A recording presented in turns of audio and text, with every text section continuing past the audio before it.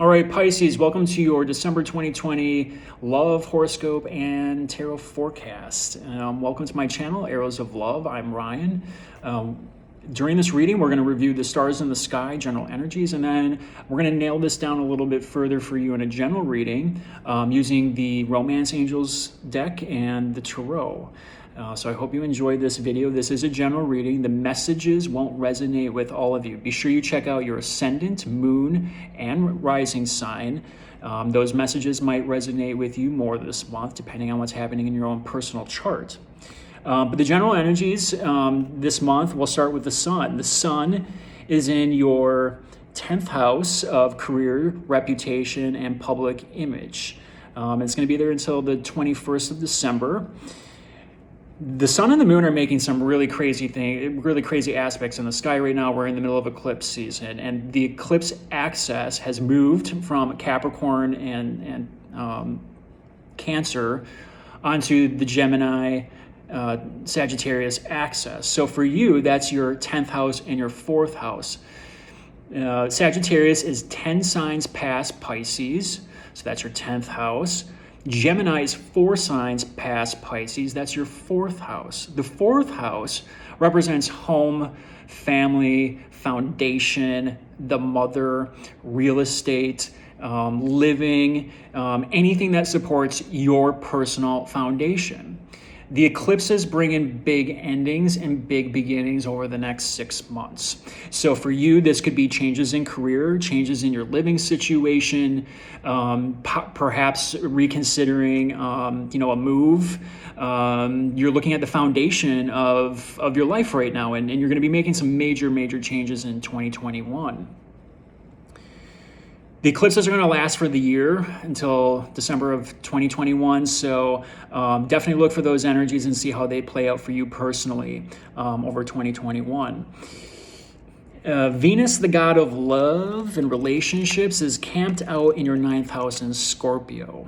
Again, this isn't necessarily a love house. The 9th house has to deal with higher education, spirituality. It also has to deal with personal beliefs. Venus in Scorpio is at its detriment. So, and what does that mean? Venus rules Taurus. Taurus is on the opposite side of the wheel from Scorpio. So when Venus is in Scorpio, it's at its detriment. It doesn't always bring the most pleasant things. You might be reconsidering higher education. You might be trying to finish up some type of program. Your personal beliefs might be challenged a little bit here. But Venus comes in as the disguise in Scorpio. Pluto is the traditional ruler of Scorpio, and Pluto is the ruler of the underworld. It's hidden things.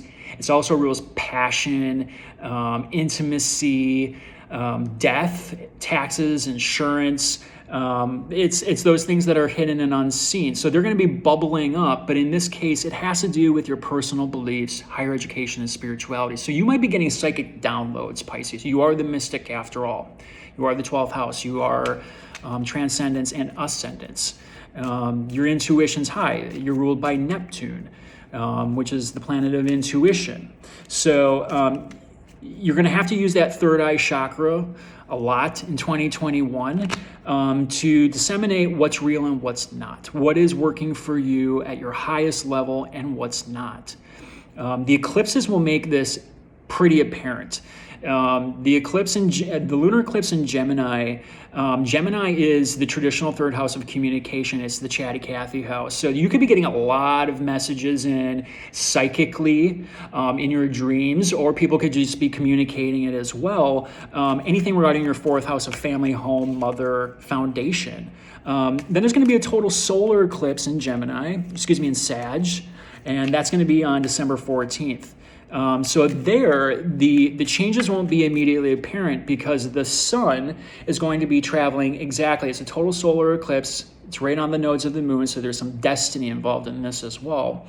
The moon blocks out the light, so we can't see the light of what's happening in your 4th house. The light's being blocked in your 9th house to your 4th house. So you may have gotten some inklings about what's going to happen in that 4th house, but you're not going to have the full information just quite yet, maybe in about 6 months. But it will unfold as we make it through the year.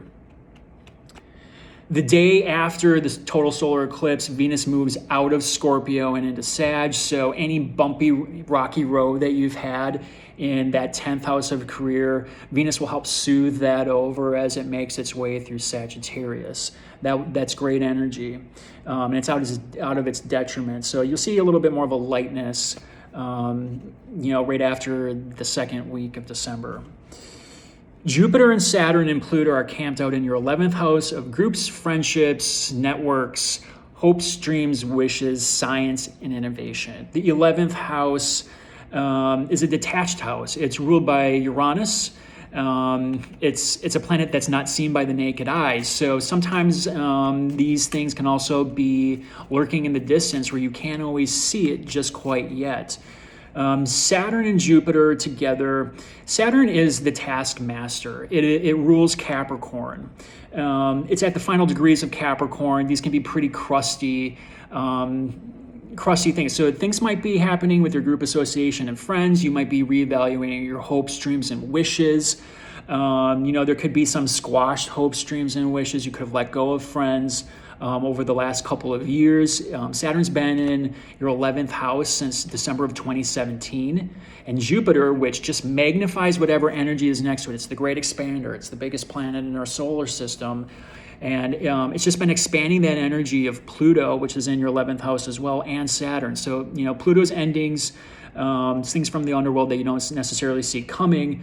And then Saturn is that karmic planet of time and space that Jupiter's just going to expand. So it could feel like a massive restriction or delay in that particular house. And you've probably been feeling like you've been fighting against the tide, but rest assured, Saturn and Jupiter are moving out of your 11th house into Aquarius, into your 12th house on December 21st. So that's the same day as the winter solstice.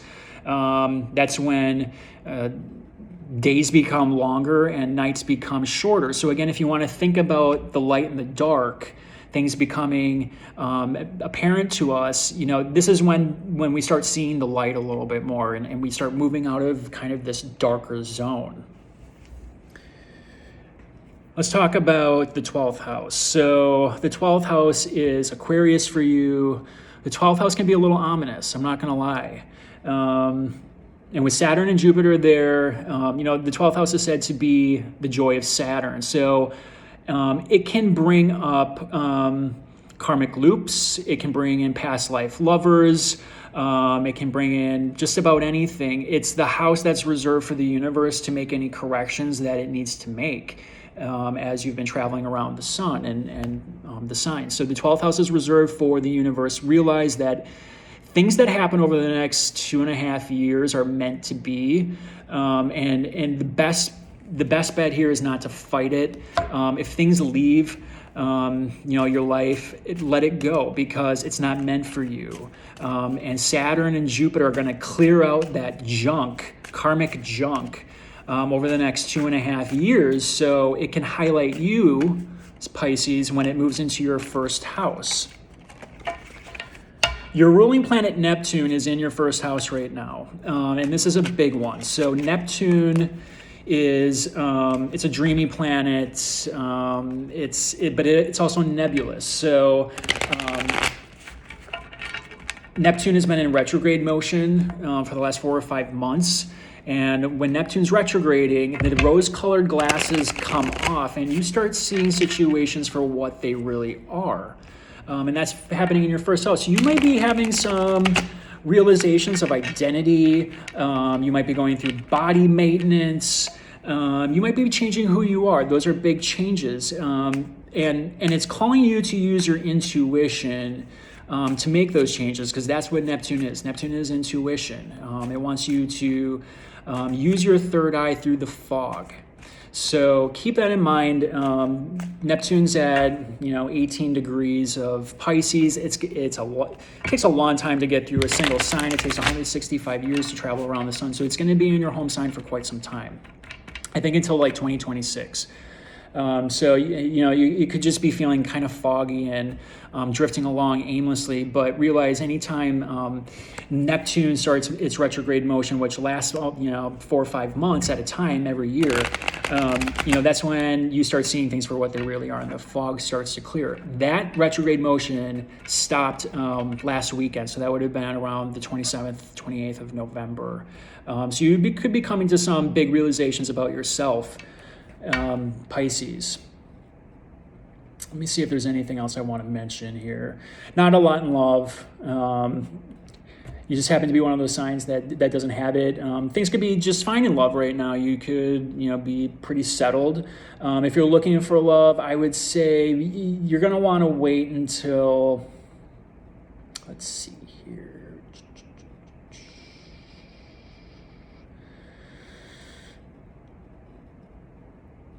It's going to be a while. I'm not going to lie. Depending on your personal chart, it could be a little bit different. But if we're going by your sun sign as your first house, you're going to have to wait a little bit. Things might be a little bit bumpy for a few months. But that doesn't mean love can't be found, in group associations with friends. Venus will travel through your house, so your 11th house of Capricorn in January. So hopes, wishes, and dreams. If you want to wish upon a star, that's the time to do it. All right, Pisces, I think that's good for you in the sky for right now. We're going to start pulling some cards for you. So I'm going to pull 2 cards from the Romance Angels, and then we're going to clarify with the Tarot. All right, Pisces, here we go. Worth waiting for, and we just talked about this. Divine timing is at work in your love life. We just talked about the fact that there's not a lot happening in the sky with love life. So you could be feeling a little bit left out. But divine timing is at work. So you have to trust the timing of the universe. Romantic feelings. Your romantic feelings are real and worth exploring. So maybe you're trying to manifest. These 2 cards together. Maybe with COVID, it's put some restrictions on your love life. If you're partnered up already, maybe you're trying to reignite that flame. It's worth waiting for, but you're having some romantic feelings. So let's pull some tarot cards and see where this is going for you, Pisces. The other thing about this that I forgot to mention, the eclipses, especially the solar eclipse that's coming up, it's at 20, it's like at 19 or 20 degrees of Sagittarius. Neptune, your ruling planet, is going to square that, so things are going to be real foggy right around that mid-month, but the fog will in fact clear as these planets start moving out of these more difficult positions. And really that explains why 2020 has been such crap. We have a lot of planets in their dignity right now. Mars is in Aries, which it rules. Capricorn, or Saturn's in Capricorn, which it rules. Neptune's in Pisces, which it rules. Mercury's at its detriment right now, and so is Venus. So communication's a little bit off. That's the reason why we're seeing a lot of miscommunication and false information, and it's also the reason why love can be a little bit odd right now, because Venus is in its detriment. So okay, let's see what's going on. 2 Wands. Thinking about your next steps, Pisces, huh? The man's got the world in his hand. He's looking out. He's weighing up some options. Page of Pentacles. We just talked about work. 10th house matters, career, foundation. Pentacles represent Earth sign. That's Capricorn, Virgo, and Taurus.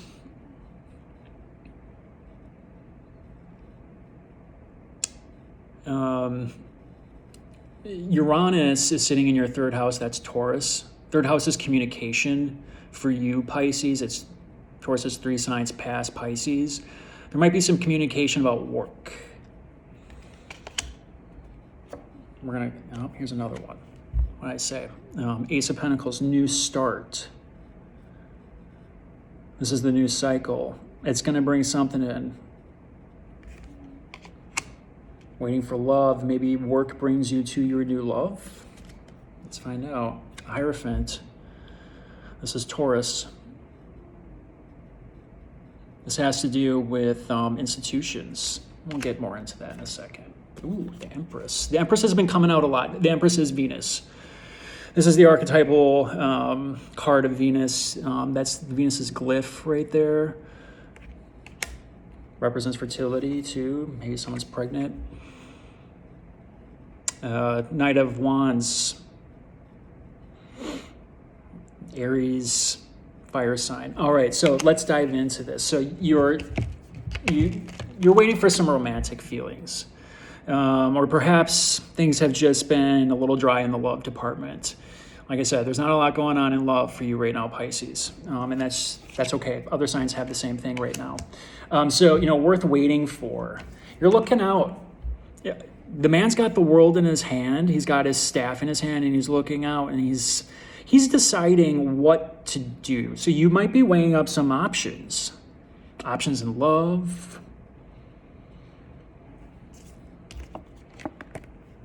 You got some messages about it too. This could have happened over the lunar eclipse period. That was on November 30th. A lot of messages. It is the Chatty Cathy full moon. So maybe some news. This is news about money of some type, or you could be dealing with the Capricorn, Virgo, Taurus. You do have the Taurus card here. Dealing with the Taurus. This is also institutions. So romantic feelings, are they worth exploring? I would say in this case, you're wondering whether or not this is something that's stable. Is this something worth fighting for?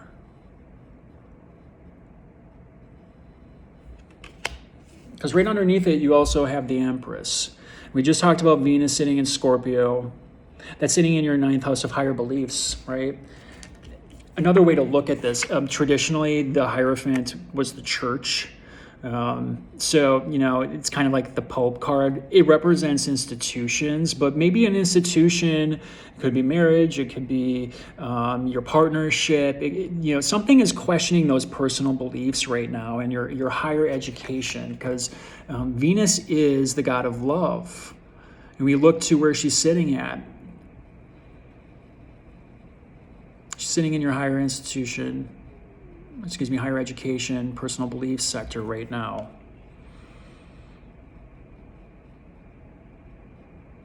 Maybe something is just not clicking for you.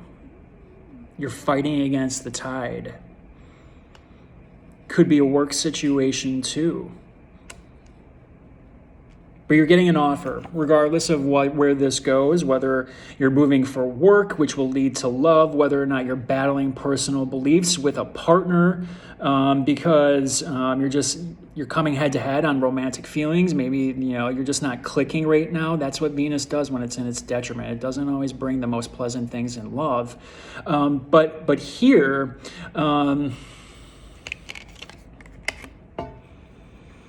you have 2 Wands cards. The Knight of Wands is fire energy. This is Aries, Leo, Sagittarius.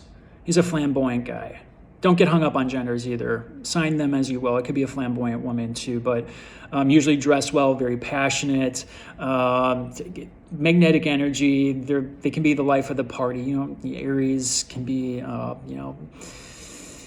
constant attention seeker, so is Leo, and Sag is there just for the good ride. So you could be weighing up some options regarding this night. I have a feeling this is where it's leading. This could be your partner or your romantic interest.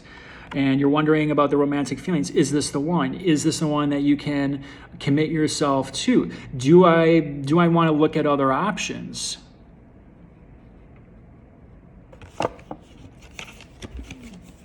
You got an ace here. Ace of Pentacles. This is a new start. It's steady, it's reliable, it's trustworthy. That's a Pentacle card. And you got a page sitting here.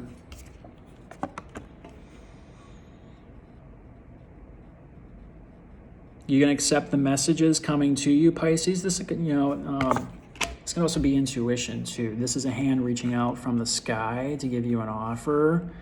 Pay attention to your intuition, Pisces. It's going to be big. You're going to be getting psychic downloads, big ones too.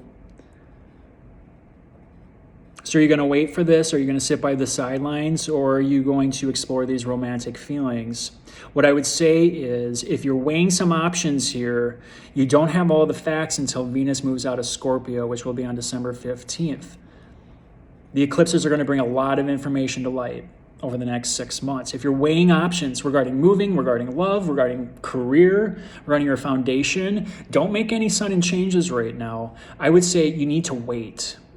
Wait until the eclipse is clear. Wait until Venus clears out of Scorpio, and the energy will be much clearer to you, and you have to use that third eye. It is really important for you to start honing that information. Do not dismiss any type of dreams that you're getting, any type of thoughts that come into your mind out of nowhere. Start writing that shit down, because over the next 6 months, you're going to review it and you go, holy crap, that was dead on. Why didn't I pay attention to my intuition? Personal beliefs. Something's changing. Something's changing here. Foundation, home. Could lead to love. Let's pull another card for the outcome. Aha. Yeah, Judgment. You're making a decision soon. That's Judgment, and it's divinely guided.